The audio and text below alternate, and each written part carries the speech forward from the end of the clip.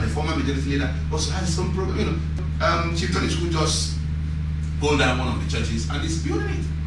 Prophecy who did that in Umukad. So, you know, we are now coming back home. Last time there's something there's a little forum I called Ehime Mbno Business Forum.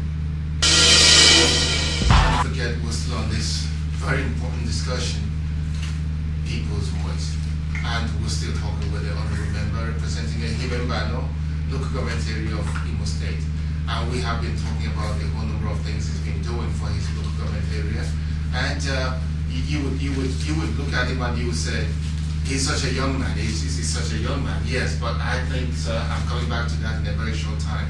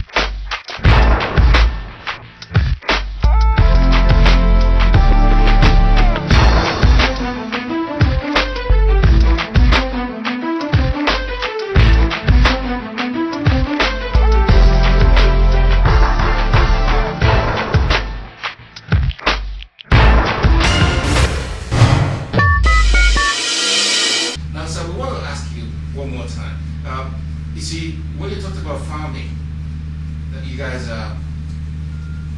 you talked about the youth. You know, one would say that nobody these days expects the youth to go farming, you know, to make a life out of farming or, you know, that kind of thing. But I think that, well, I'm reasoning that it is possible, but you can actually find a way to glamorize farming, because the way they see it, from the point they see it, is a no-go area, because, you know, nobody wants to be found you know, on the glass street and something like that. So what are you guys doing to try to make the young people recognize farming as something that they can do? The business plan I have for the farm I want to do in Mbno is such that it will be a huge one. It's going to be mechanized, that's number one. It's going to have branding, number two. Then we're going to source for markets within the country and outside the country. I'll give you an example. Because we're going to have fishery, we're going to have the poultry section combined with the rice farm. Our aim is to see how we can push markets into the supermarkets. We can push the products into the supermarkets. Most of the cashew nuts we eat in UK is produced in Kenya. Peanuts, the same thing.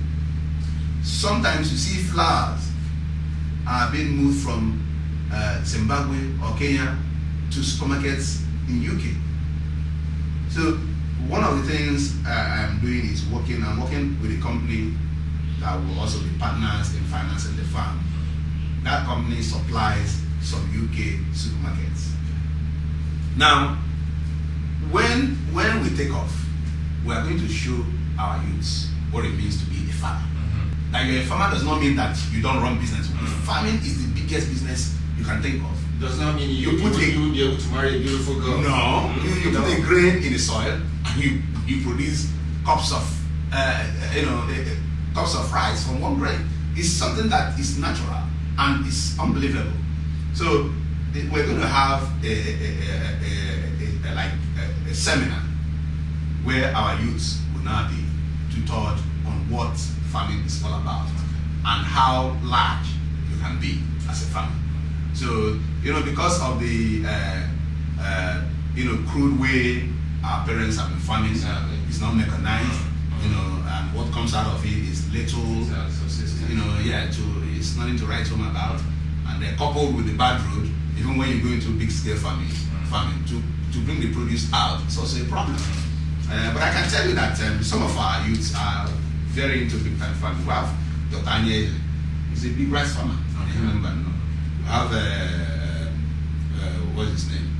Poliudo Chukwu. Jerry Gamba. You know, these are all young men who are now into farming. And as we wrap up, okay, as we try to wrap up, we are still reminding you that this is People's Voice of TFOnly.com. Okay, and the man we've been talking with all day has been Honorable Member representing Ehime Mbno local government area of Imo State, Honorable Kingsley Dimaku. Okay, you can't get tired of listening to him because I think he's got a stomach full of things to say. And so we're going back. We just want to know if this man who had all the managerial skills, business acumen in the past, turned politician. We're not asking if he's become a politician, and then we'll come back to you in a short time. All right.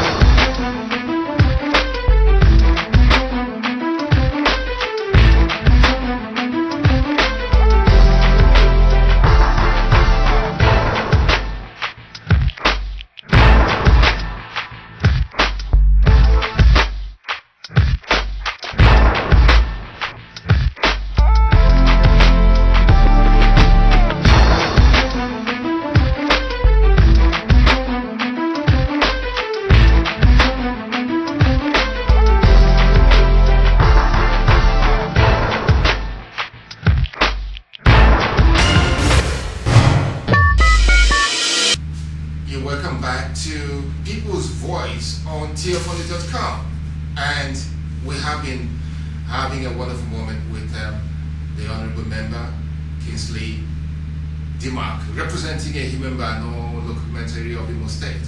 Okay, like I said, let's just find out if he's turned a politician or what would he call himself right now, right? So, back to you. Like I try to know, everything you've been saying, from business, management, training, making people better. And I see them as put together a little bit, not quite in the same line as politics. And now, but you're representing them as a political position. So, are you a politician, right? If I'm not a politician, I won't be in active politics. Right. It's simple. You see, in everyday life, you play politics. Even as a businessman, you play smart politics. Right. To get businesses. Even within managing your people, you play politics. So there's politics even in your family. You play politics. This is good. There's politics in everything you do every day. It's good. You see a president who says, "I'm not a politician. I'm just here to, I mean." Come on. If in your family you play politics, in everything you do you play politics. Right. So how can you say you're not a politician?